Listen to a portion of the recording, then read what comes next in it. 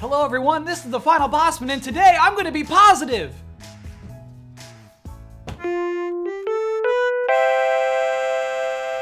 Welcome to the show. I am Kyle Bosman, and here we are in Beverly Hills, California!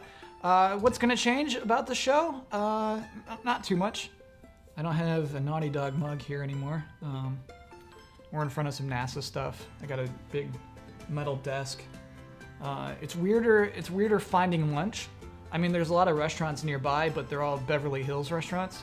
Like, they're just for Ari Gold and Vincent Chase. And so, like, yesterday I was walking for like 25 minutes just trying to find a Subway or a Quiznos.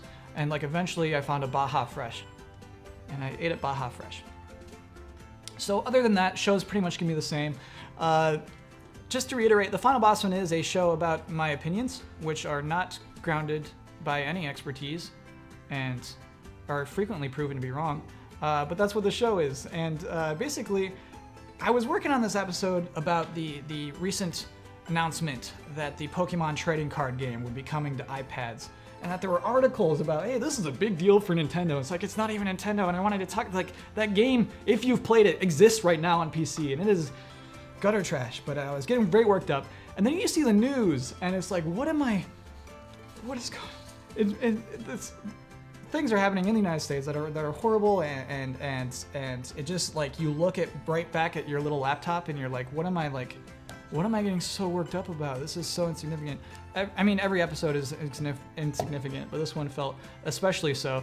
So I want to be positive today. I don't want to be making fun of Nintendo today. I want to be making good things, making happy at Nintendo, if that's a phrase. So this week, 5 reasons why video games are better today than they were 1 year ago. If you can think back to August of 2013. Number 1, Nintendo isn't doing as bad. So Wii U sales are picking up. They're still not great, but they're picking up. And this system, in the course of 1 year, has gone from something that you couldn't really recommend to your friends to something we can all recommend. At this point last year, there wasn't even Mario 3D World. Wii U's had a pretty good year. For Nintendo as a business, it's gone from, oh, we should abandon this as soon as possible, to, hey, I think we're gonna make it through this. We'll get them next time. In 12 months, not bad. Number 2, Phil Spencer is head of Xbox. So at this point last year, there was no head of Xbox. I did this whole, like, dumb thing on the show even, where it was I characterized each of the console manufacturers as bands, dueling bands. And one of the points of it was, if there were any, is that Microsoft was hard to characterize at that point. We saw a lot of recurring faces, but none of them were strong personalities necessarily. And there was no one really to latch on to with that company. Today, we have Phil Spencer as head of Xbox, and he's great at that. You know, he's doing interviews, and he's being candid, and he's on Twitter, and he's a person you can attach to that business. And I know this isn't pragmatic thinking, but I think that Phil Spencer, as a human, makes the Xbox One a more likable product. And I think that's just how dumb human brains work. But, good hire. Number 3, next gen is current gen. 1 year ago, we did not know how well the PlayStation 4 and Xbox One would sell. You know, that was a huge mystery, and there was just a lot of I don't see people spending this many hundreds of dollars on a gaming dedicated machine. Frankly, I think this might be the last console generation. My Android tablet plays games with graphics that are just as good. And I can use my fingers. The PlayStation 4 sold so well. We bought so many of those gaming dedicated machines. The PlayStation 4, in fact, sold so well that I think it's single-handedly assured that there will be a PlayStation 5. And I can single-handedly assure that that is a good thing for video games. Number 4, streaming is easier and more popular than ever. So as we race forward on this bullet train to the singularity, things like live streaming make me feel like it's not all gonna be that bad. I like live streaming. I didn't used to, but I'm into it now. In fact, last week, I had to be, because of Gamescom and the live streams of Gamescom, which happens in Germany and the other side of this planet, I had to be at work at 4:30 a.m. And instead of, like, going home and sleeping for a little bit and then driving back to work in time for 4:30 a.m., I decided to stay at work and live stream video games all night. And to my coworkers, I was like, oh, yeah, it's gonna suck, dude. Oh man, I just can't believe I'm doing this. This is so stupid. But in reality, like, I was really excited to do it. I wanted to do that.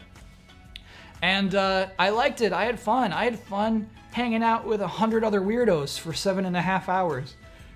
Even if you have 5 people watching your live stream, there's still other weirdos that are watching you play video games. You're still making some bizarre connection through the internet, and it's hard to describe. I think it's very important.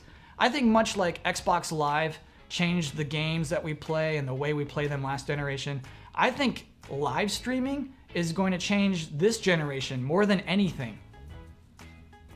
Well, probably VR first. So it's probably gonna be VR, then live streaming, then the final Bosman. Number 5, Donkey Kong Country Tropical Freeze.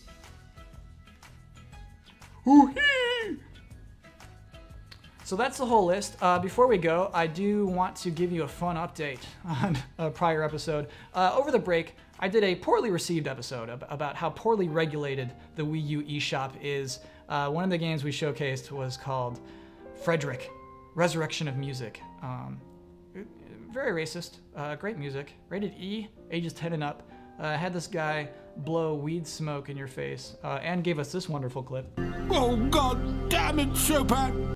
Today, I was checking up on Frederick, and it turns out he is now rated T for teen. For drug use and suggestive themes.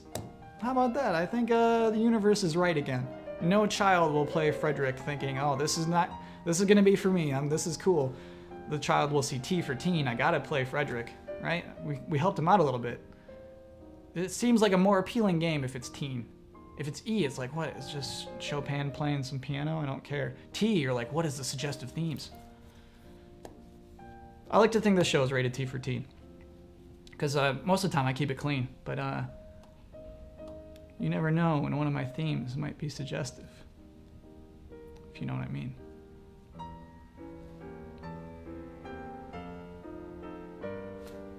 That's the show for this week. If you're on Twitter, you can find me at Kyle Bosman. If you didn't like the music I picked out this week, let me know.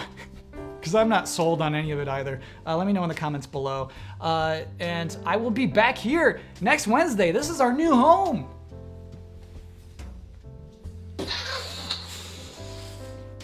Right? I hope to see you next week. Thanks for watching.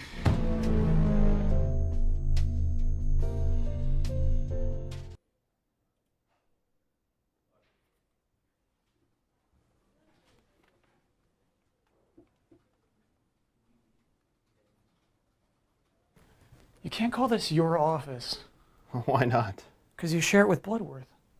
He's my assistant. No, he isn't. Well, I watched a few episodes of the final Bosman and have some notes. I think you should take a look.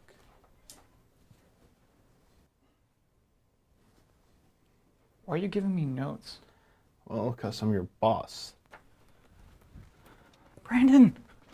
What? Damiani thinks he's my boss because you gave him an office. What? That can't be right. No, Damiani's nobody's boss. Thank you. Your boss is Huber. What? Welcome to Beverly Hills, Bosman. That's how we do it at Defy.